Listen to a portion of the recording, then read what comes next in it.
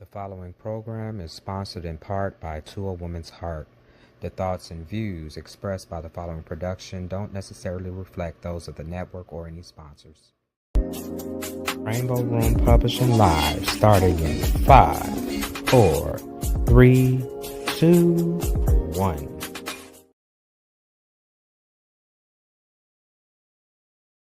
Rainbow Room Publishing proudly presents the summer reading list of 2025, including author and podcast host Wyatt O'Brien Evans, author and YouTube visual storyteller Ken Compton, and New York Times and Amazon best-selling author, playwright, and film producer Mr. James L. Hardy.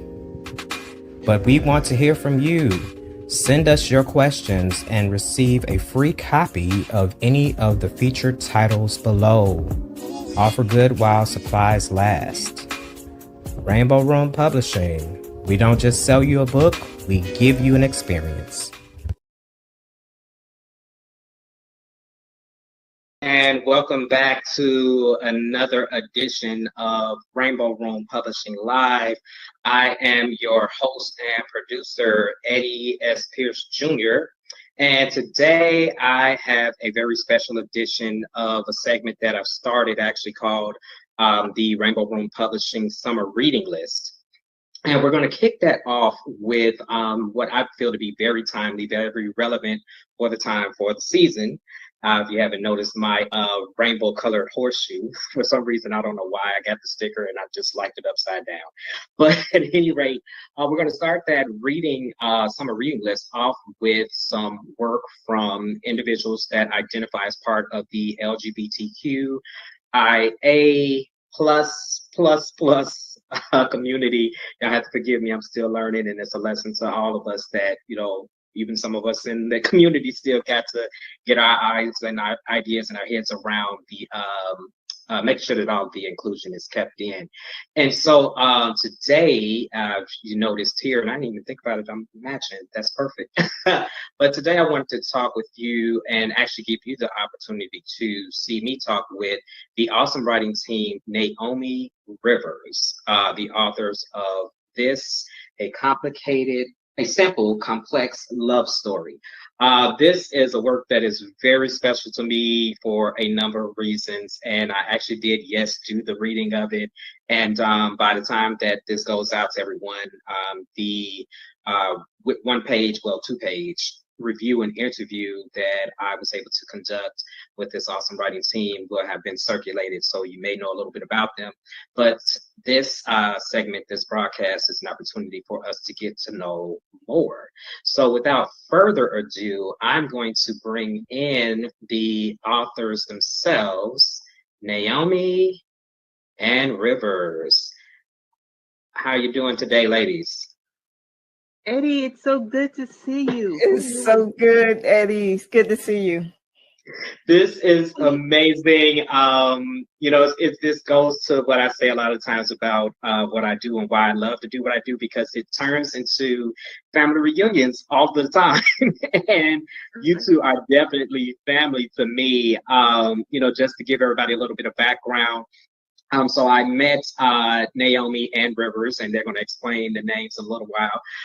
But I got the awesome opportunity to meet them while attending the Lighthouse Church of Chicago, of course, in Chicago, Illinois. Pastor Jamie Frazier is the pastor, and it was one of those cases where you meet great people and the season is just too short.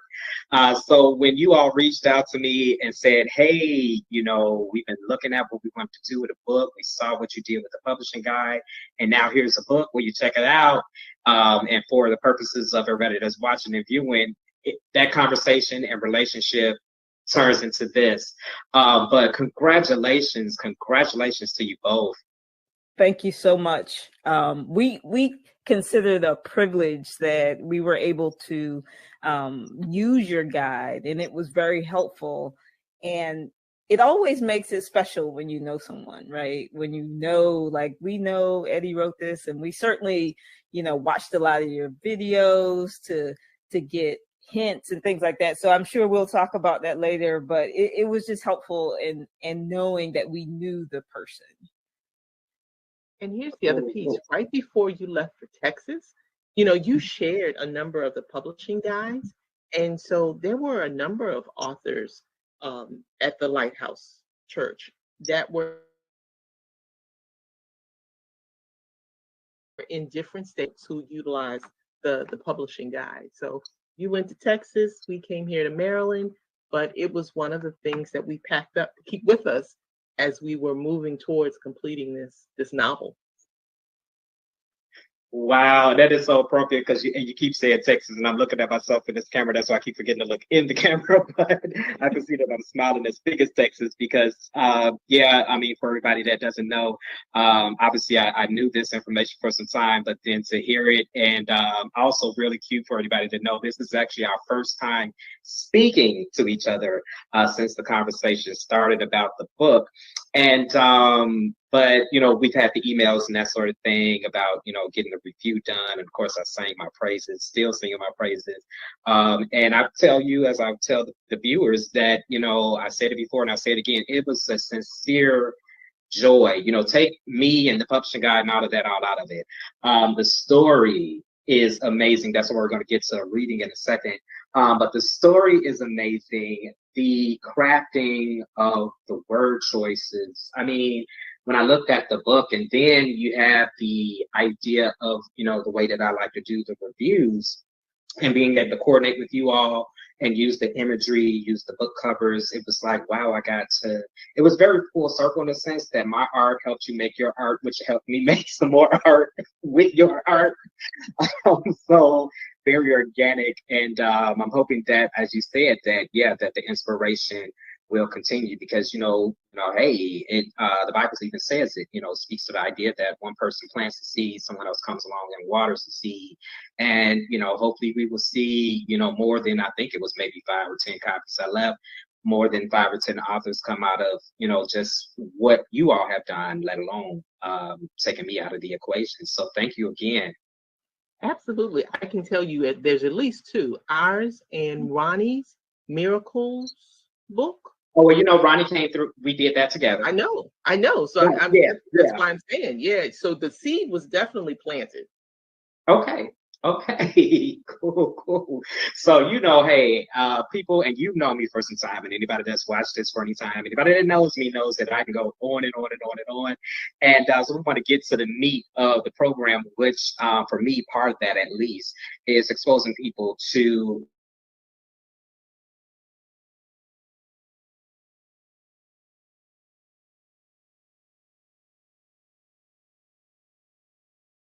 and writing team and publishers, excuse me, of this, a simple, complex love story. I love that it kind of even makes me want to look and point at it. It's that this is huge. I love what you guys did with the cover. You ladies did that. But without further ado, I'm going to bring up Rivers, who is going to give us a summary of the work. And then from there, she will bring in Naomi, who will read an excerpt of this wonderful work. All right, so I'll be back with y'all in a second. Rivers, it's on you. Sure. So this, a simple, complex love story. Here's the synopsis. Baltimore's iconic Inner Harbor is known for its historic port, picturesque beauty, and tourist attractions. Can it also be the perfect setting to make a love connection? Jasmine, a pragmatic social worker, struggles to keep her long-term relationship intact. T is an art teacher by day and an elusive artist by night. She gave up on relationships a long time ago. When the two meet at the harbor by chance, their unexpected chemistry challenges their ideas about life and expectations for love. But does love have to be complicated? Or is it possible to simply live in the moment and see where the unexpected leads? So over to you, Naomi. So I'm going to read an excerpt from this, A Simple, Complex Love Story. It's actually chapter 7. And in chapter 7, or at least prior to it, they have already met. T and Jasmine have met. You know, in romance, you talk about the meet cute. And so that has already occurred. And this is just a little bit later in the book. Smiling with a hint of apprehension and looking her square in the eyes, I extended my right hand. Hi again. My name is Teresa, but my friends call me T. She reached for my hand and asked with a slight grin and one raised eyebrow, so what shall I call you? As I made a mental note to self about the softness of her hands, I replied, well, if your dog's instincts are correct, you'll fall into the friend category in no time. So you think you know a little something about dogs? No, not really. I know very little about dogs, but I hope she, the dog owner interjected emphatically. Excuse me. I hope she likes me since this is the second time she's attacked me. Come on now. Attack is kind of melodramatic, don't you think? Attacked, knocked to the ground, jumped on. I said I knew what I experienced. She interrupted impatiently. Okay, so this is not how I imagined our second meeting. So, you've been thinking about me? I asked, unable to wipe the silly grin off my face and curious as to why my stomach was fluttering. Coco barked before she could respond. I didn't say that. Maybe not explicitly, but you just admitted you imagined meeting me again. And I said, singing like a schoolgirl. Your dog confirmed it. I gave her a sly grin. Whatever, she exclaimed and rolled her eyes. Testy, aren't we? All right, look, let's start over. I'm T, I said, extending my hand primarily to touch her again. What's your name? Jasmine. And this is Coco. Hi, Coco, I said, scratched her head. Haven't we met somewhere before? Her tail wagged feverishly as she barked in reply. Jasmine, I should have known. You've been blowing through my mind like a summer breeze. What? Nothing, I said, surprised that I even said that thought out loud. You come to the harbor often? Not as much as I should, she answered. What do you mean? I mean I should move my body more often. You know, at least walk more and consistently do strength training. Every time I start lifting weights, I wake up sore the next day, so I stop. I mumbled. The imagery of Jasmine's body moving and me feeling Jasmine's body moving and rubbing her sore muscles lodged in my mind. Though she mentioned she wasn't very satisfied with her current body build, I personally appreciated it. The ample curves on a 5'1.5" frame were in all the right places, and I imagined how pleasurable it would be to cuddle up next to such a warm, inviting creature. She interrupted my lustful thoughts as we walked slowly together. You seem to like running. I don't know that I like the act of running so much as I like how it makes me look and feel. It was Jasmine's turn to be inarticulate. I couldn't help but smile. She found her words again and asked, so what else do you like to do for fun? I read, I paint, listen to music, take pictures, I said. What kind of music do you like? My taste is quite eclectic, I responded. Really? Yeah, really. Why do you sound so surprised? I wanted to know. No reason, really. I guess I just wasn't expecting that. So, R&B? Of course, I said. Classical, she continued. Yes. Pop? Some, I responded, amused by her interest in my musical taste. Hard rock? Not so much, but here's one for you. What? Jasmine wanted to know. I love country music, I said with a smile. Country? Like hee-haw? Merle Haggard country? She asked while laughing. No, silly, I said, bumping her gently with my shoulder. More like Shania Twain, Rascal Flatts, Martina McBride, Trisha Yearwood country. Oh, you were serious? Of course I was. Interesting, she said. I didn't know what quite to make of that, but left it alone. She continued her inquiries. I have at least 20 questions. Oh, no. If money were not a factor, what would you be doing with your life? I'm actually doing it, I replied. Really? She asked with more surprise in her voice. I smiled. Yes, really. You find that hard to believe? I just don't meet many people that say they're actually doing their life's work. I love making art, and I enjoy teaching. Most days, that is. I would even make art if I didn't get paid for it. Wow, Jasmine seemed impressed. And if I could teach without being subjected to administrative nonsense, like countless unnecessary meetings, grumpy parents, and new requirements stemming from the president's new No Child Left Behind Act, it would be ideal. That aside, I guess I am kind of lucky to do what I like and get paid for it. You're right about that. What about you? What would you be doing given the chance, I asked. Well, I like what I do, but if money were no object, I would be a florist. A florist? It was my turn to be surprised. Yeah, there's so many possibilities and varieties and colors and combinations of flowers and plants, Jasmine rattled off. That sounds a lot like painting, I observed. Yes, I guess it kind of is, doesn't it? Something else we have in common, I guess. Creative energy. Not that I needed another reason to adore Miss Jasmine, but that little nugget added icing on the cake. Change of subject, she exclaimed. Okay. How long have you been growing your locks? About 4 years now. Why, I asked. I thought about locking my hair once, but when I found out they are just as much maintenance as getting my hair permed, that idea quickly faded. That made me laugh. I hear you. I don't think of them as a lot of work, though. I have a great loctician who doesn't take all day to do what she needs to do. That's a blessing. Do you always wear them up? I do when I'm running or when it's bloody hot. The extra weight and heat are too much on my neck, I replied. For the next hour and a half, Jasmine and I walked along the sidewalk, talking like we were old friends again.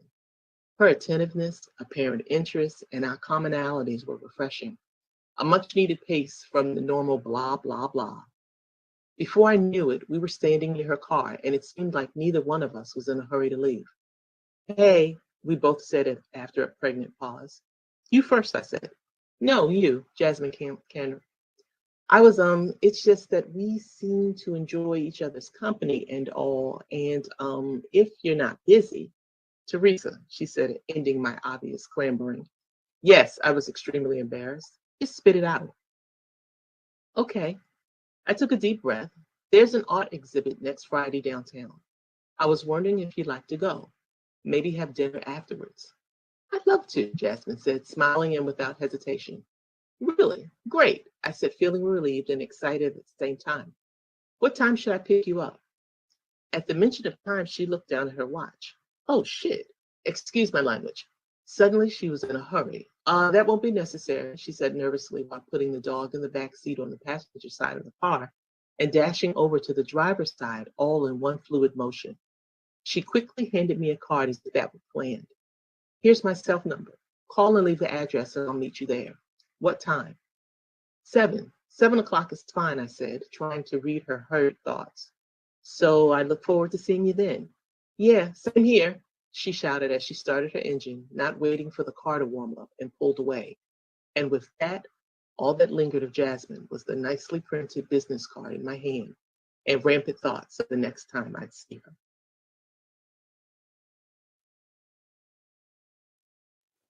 Excellent, excellent, excellent. Oh my God. Thank you. Wow. Somebody just, I can't remember who it was. I guess I was looking at an old interview of mine, and I had the same emotion that they had where, you read the words, you take everything in, but it is still a whole nother experience to hear it read by the author. And let me just say, look, y'all both, y'all have awesome radio voices. And you know how people used to crack that bad joke. That don't mean that y'all not cute, because y'all are. We'll kind of get into a little bit, but actually I'll throw it out there now for anybody that is a little confused, and we'll actually kind of get into this later. But one of the reasons that we're not using imagery is because of the profession and just the need for privacy that these two awesome writers have, and so that's why we're using the imagery from their logos, which I think are beautiful as well as that book cover. As I was showing it, I just kept falling in love with it all over again. But yes, amazing, just amazing work all the way around. Before I get into a couple of things I wanted to get into, I just wanted to start in with we talked about what in a sense guided you or inspired you to actually take the story and make it into a book, but where did the inspiration for the story itself come from? So the story itself the process started with us wanting to connect with one another when we first started dating. Wow. And one would write and the other it was kind of like improv. The other would then build on what the first person wrote. And over time, we recognized that we had a lot of words on the page, and we actually had a novel. So then it became, how do we really turn it into, you know, as Naomi mentioned, you know, have the meet cute in it, have the right pull and the right impact, and then the story arc, and we worked on that. And quite frankly, when we were there in Chicago, we were at an author event at a bookstore in Evanston, Bookends and Beginnings, and we met an editor there.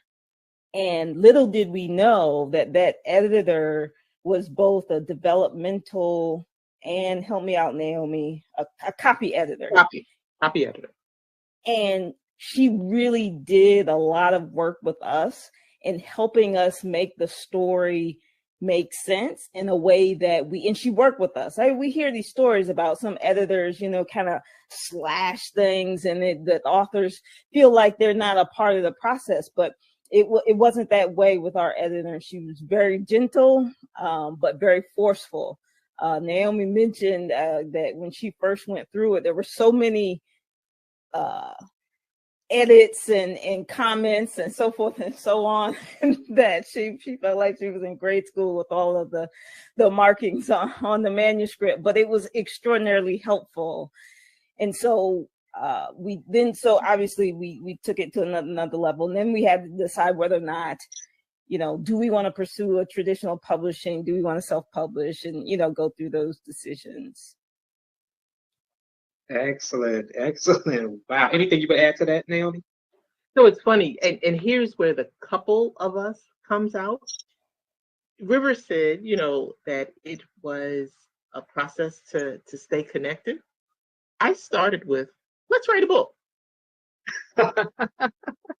And we would go back and forth. And so I don't think she was thinking that I was serious about let's write a book, but I thought, we can write a book. We can do this. But you know, then over 20 plus years and multiple deployments and what have you, she's right. We had, when we first gave the packet to the editor, I mean, there were already over 200 pages. And so it was pretty hefty, and getting the document, the manuscript to her, and it was good. It was a surprise that we got there, but being in Chicago, meeting authors, participating in different events was one of the things that really kind of helped it come to fruition. That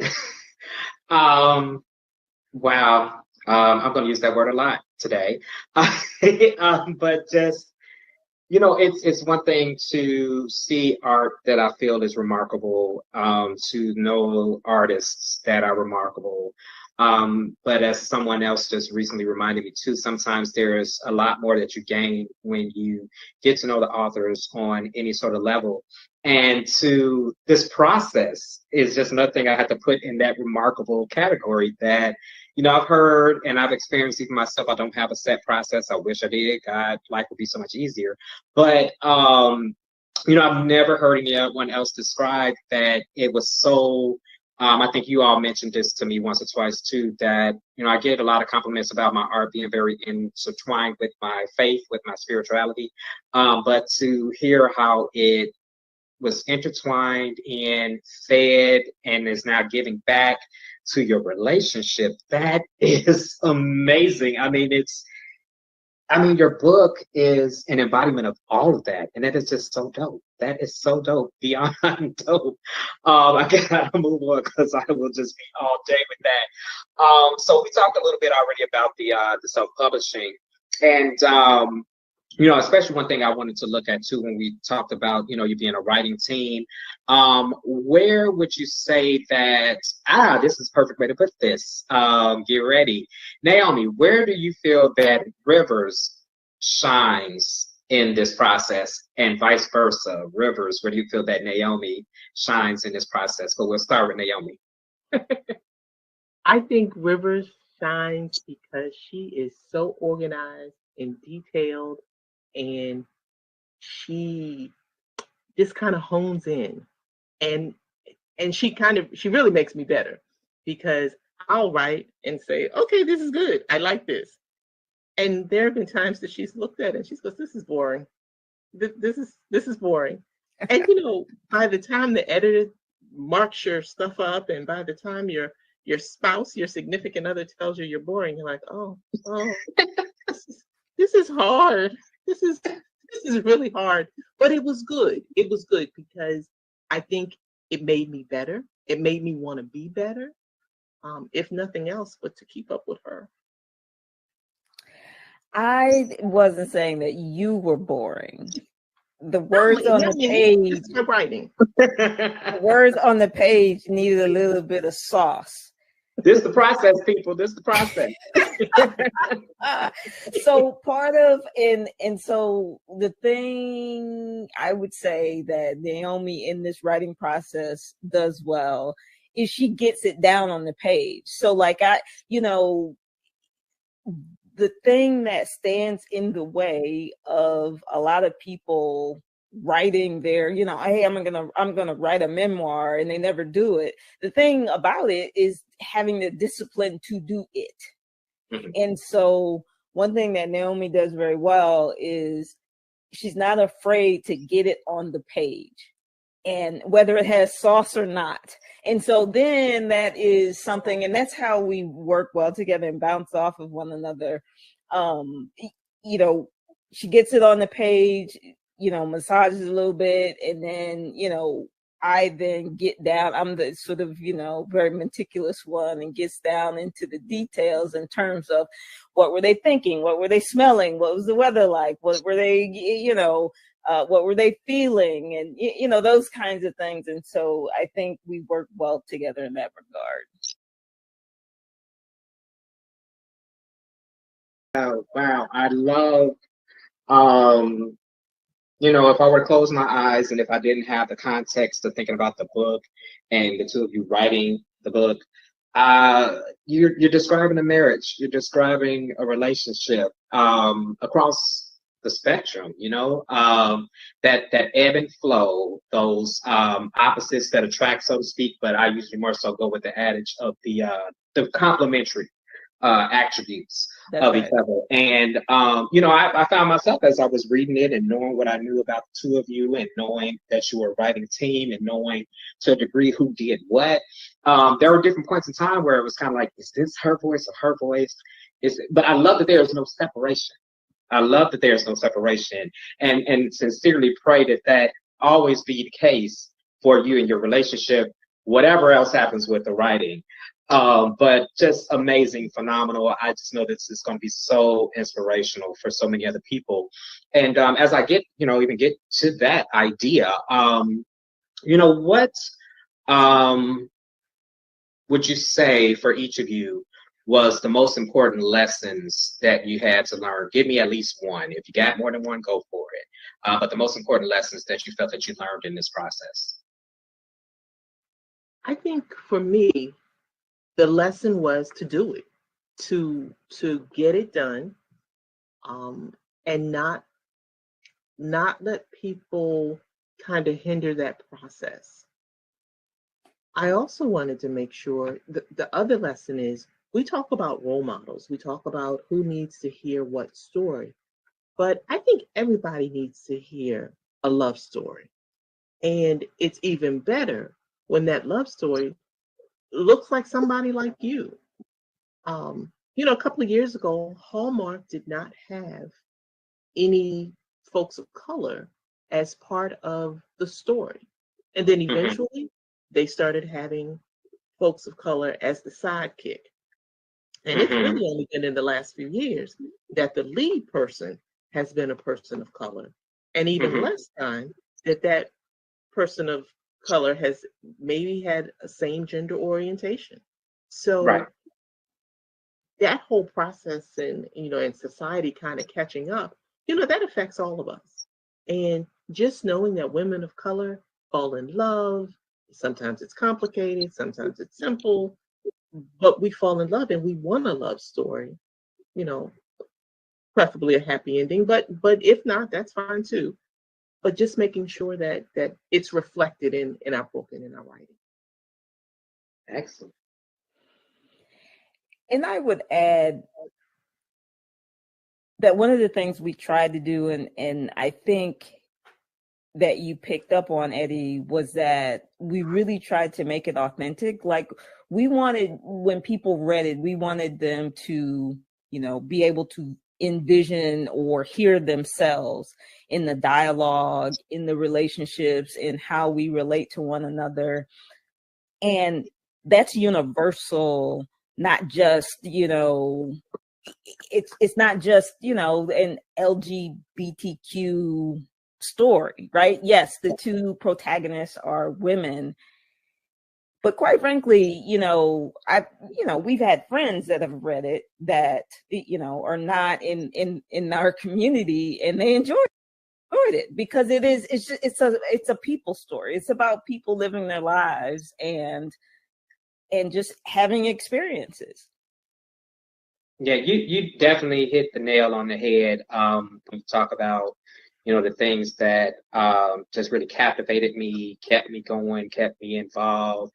And it happened very, very early on. So good job to anybody that can hook you in the beginning. But yeah, I'm always looking at the idea of universal truths, universal themes. And it's interesting, and you ladies can speak to this, where I kind of have to embody both all of the time. But there's that writer part of me that says, hey, I want as many people who can relate to this as possible to relate to it just for the sake of art. And then there's the publisher that says, hey, we got to sell these books. So everybody got to find themselves in this story. And that's something that you did, amazingly well. If I were to switch some pronouns and some names and a few things, I mean, it applies to anyone and everyone. There are a number of things that jump out at me. Being that person that is in love with music. So whenever I saw a jingle or a reference to the old, I think you did the old ketchup, Heinz ketchup commercial, I think was in there somewhere. The pop culture, it gave me things that were both relevant today and classic and timeless. So it covers that whole spectrum. The idea of the scenery, honestly, I was kind of in my head as I was listening to you both, and it was almost like I was teaching, which I do teach online, and I was just kind of checking off setting, yes, universal truths, yes, and did we have all of the senses engaged? Yes. The hardest part and the most important thing is put something on the page, yes. Then come back and clean it up. Yes, so just even more kudos, another plus on top of that A+ I already gave you all for your efforts and for this work. That is amazing. I wanted to definitely ask, before we get up out of here, what's next? What are the things are you all planning, anticipating, hoping for? You never know who's listening. I'm already listening. You see, I love to help with this. And thank you too for being one of my clients as far as the PR efforts go. But I'm ready. So what y'all got next? Let us know. So we'll have a bonus chapter to this coming out very soon. And that's one of those things that, Naomi, of course, is, she sent it to me and she's like, it's ready for your details. And so it's in my court right now. So that should be coming out really, really soon, for our subscribers, to our newsletter, which, you can subscribe on our website, which is naomiriversbooks.com. And so our subscribers get first dibs on things. And then also we have the reader magnet for the next book. Of course, it doesn't have a title yet, but it certainly will further the story and sort of develop some of the characters that were on the periphery in this. So we're excited about that, and we're working on that as well. So we have a target as to when we're supposed to be finished with that. But of course, as self-publishers, that's an internal target, right? And so that provide that open-ended milestone, if you will, because there's no other publisher that's sort of breathing down your neck, right? So it's an internal pressure, but you gotta have to hold yourself to those commitments as well if you want to continue to be out there, because we do have people that are like, hey, we loved it, what's next? And we want more. We want more people out there like that. And we want more of them saying too, yeah, what's next, Right. That's right. Let's see. So then I guess where I want to kind of take it to next is, any advice that you have based off of your experiences that the two of you would offer to those aspiring authors out there, whether their aspirations include being published or not. I think the first one is finish whatever you're writing. And it's funny, Eddie, we talked about this. I was asking you questions about, the next phase, and you were like, did you finish the book? Well, no, not yet. not yet. But I want to talk about, you're like, finish the book. Just finish the book. And so, I had to take that to heart because someone else said, you can't edit an empty page. So you have to keep writing. You have to get it. You have to get it on paper, and then you can kind of massage it a little bit.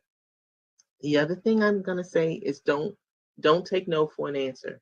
There's a group of folks who kind of think that the rejection letters are a badge of honor, and you should stay where you are until someone else picks you up to kind of move your manuscript or your novel forward. And that person just may be you. If you wait for that magic number of 80 rejection letters, and somebody gets at least 3 to 4 months to give you an answer, that's a long time to wait. So write, finish the book, and get connected with the community in order that's going to help you again get your book published.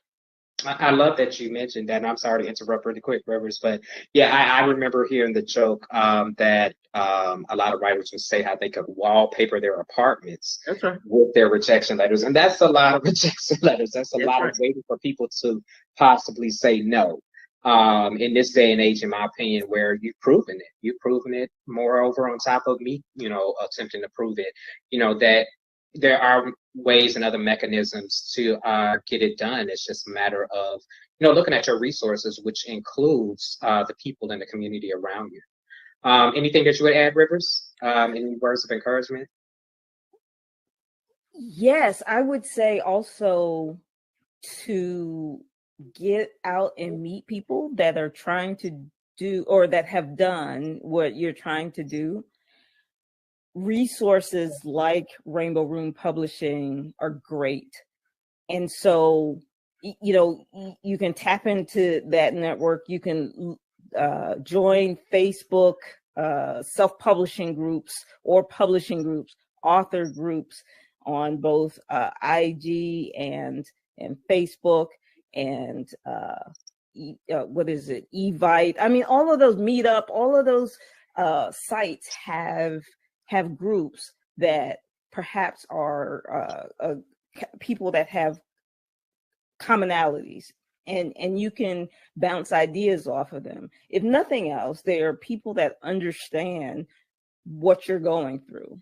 The actual, that may have tips in terms of how do you get over, how do you develop the discipline to write, and get it done, and those kinds of things. And so for us, it was just helpful in reading other people's ideas, other people's challenges, and taking those on board, and perhaps learning from people's mistakes and things like that. So find your community, find your people, and as Naomi said, just write.